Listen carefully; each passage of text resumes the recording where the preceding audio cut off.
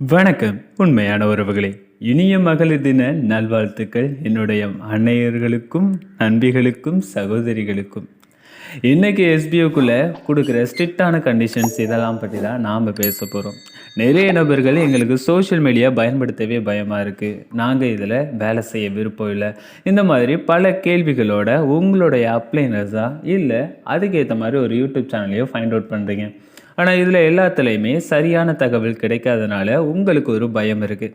இந்த பயத்தினால எஸ்பிஓவில் நாங்கள் ரீஃபண்ட் வாங்குகிறோம்னு நிறைய நபர்கள் கேள்விக்கு மேலே கேள்வி, உங்களுடைய இவ்வளவு நாள் காத்து இருந்து எங்களுக்கு பயன் இல்லையான்னு ஒரு சங்கடம்னு கூட சொல்லலாம். இந்த சங்கடத்துக்கு எல்லாத்துக்கும் சேர்த்து தான் எங்கே ஒரு கேள்விக்கு எங்கே ஒரு பதில் கிடைக்குமோ என்னால் முடிஞ்ச ஒரு பதில், அந்த பதிலை யூடியூப் சேனலில் இன்றைக்கி உமன்ஸ் டே ஸ்பெஷலாக இன்றைக்கி இரவு 7 மணிக்கு நான் லைவ் வைக்கிறேன்.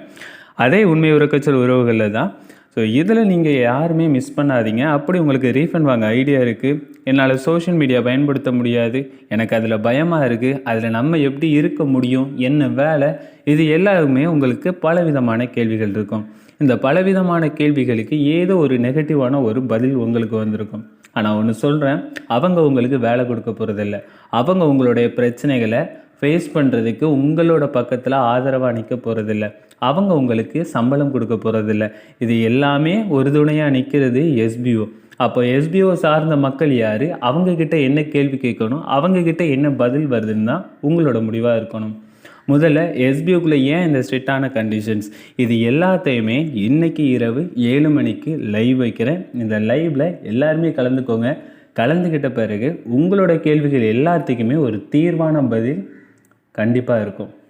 எஸ்பிஓக்குள்ளே வேலை பார்க்குறதும் வேலை பார்க்காததும், நீங்கள் எஸ்பிஓ விட்டு வெளியே போனாலும் எந்தவித நஷ்டம் யாருக்குமே இல்லை. ஒருத்தர் போனால் இன்னொருத்தர், அதுதான் மக்களுங்கிறது அளவில்லா ஒன்று. ஒருத்தர் போனால் இன்னொருத்தர் வந்துக்கிட்டே தான் இருப்பாங்க. அதுக்கு இதுக்கு எந்தவித பிரச்சனையும் இல்லை. இவ்வளவு காலம் கஷ்டப்பட்டும் கடைசியாக ஒரு கஷ்டம், அந்த கஷ்டத்தை தாண்டினோம்னா நம்மளை இஷ்டப்பட்ட வாழ்க்கையாக வாழ்ந்துட்டு போகலாம். அது ஏன் புரிஞ்சுக்கலை, அதனுடைய சின்ன புரிதலுக்கு தான் இந்த லைஃப். ஸோ எல்லாருமே மறக்காமல் உங்களோட எஸ்பிஓ ஃபேமிலிஸ் யாராக இருந்தாலும் அவங்களுக்கு ஷேர் பண்ணுங்கள்.